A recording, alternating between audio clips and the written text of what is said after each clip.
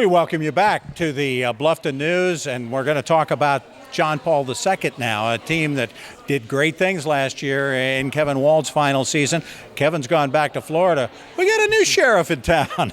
Chris Myers is joining us down from Dorchester. Welcome to the Low Country, although you haven't been that far away from all of it. You know what's been going on down here, haven't you? That's right. We played John Paul, or I played against John Paul a couple years, and then keeping up with Coach Wald. He's a good friend of mine, so I'm very familiar with what they've had going on down here.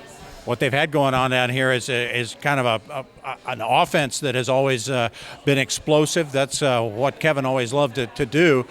How much of that explosion can you create with what you got coming back? Well, you know, one of the challenges this year is losing those guys that carried the ball for us last year. I don't know yet if we have that guy that's going to carry the ball 25 or 30 times, but I feel confident we have about 5 or 6 guys that can carry the ball 6 or 7 times a game, and I think that can make us a little more dangerous, a little more unpredictable.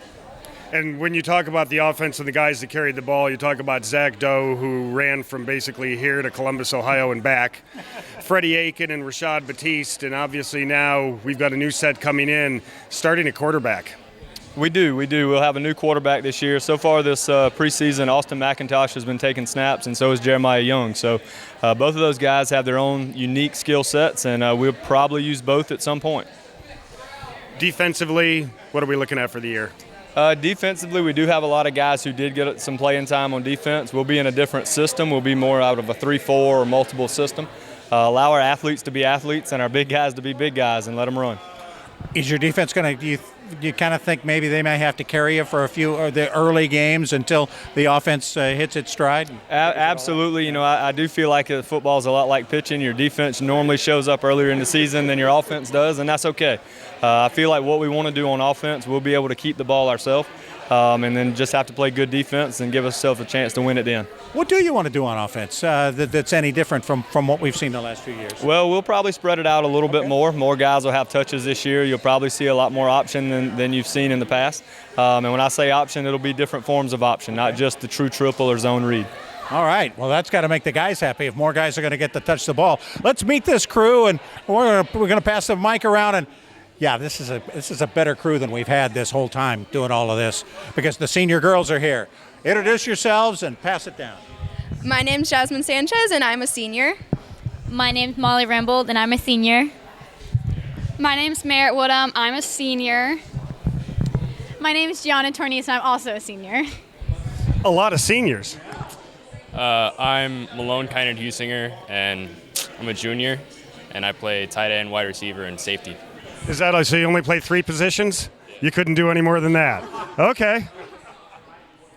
My name's Austin McIntosh. I'm an upcoming junior. I play quarterback and linebacker. Excuse me, ladies. My name is Jeremiah Young. I play quarterback, slot, and cornerback. I'll take it here on the end. My name is Rico Anderson, and I play running back, receiver, and safety.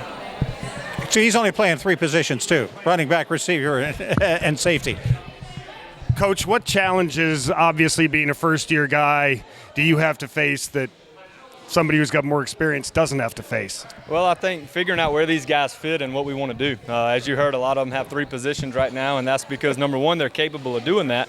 But number 2 is because we're trying them at different places to see what works best for us. Back in the day, guys used to have tape on their helmets when it was a new coach and have their names on them so the coach would remember who they are. Are you past that already? You know what? We didn't even have to do that. We had enough participation during the summer that by the time helmets went on, I felt comfortable with names. So we're doing okay from that regard. All right. A team that is ready to hit the ground running. We're going to have them a couple of times this year against both Hilton Head Prep and Hilton Head Christian Academy.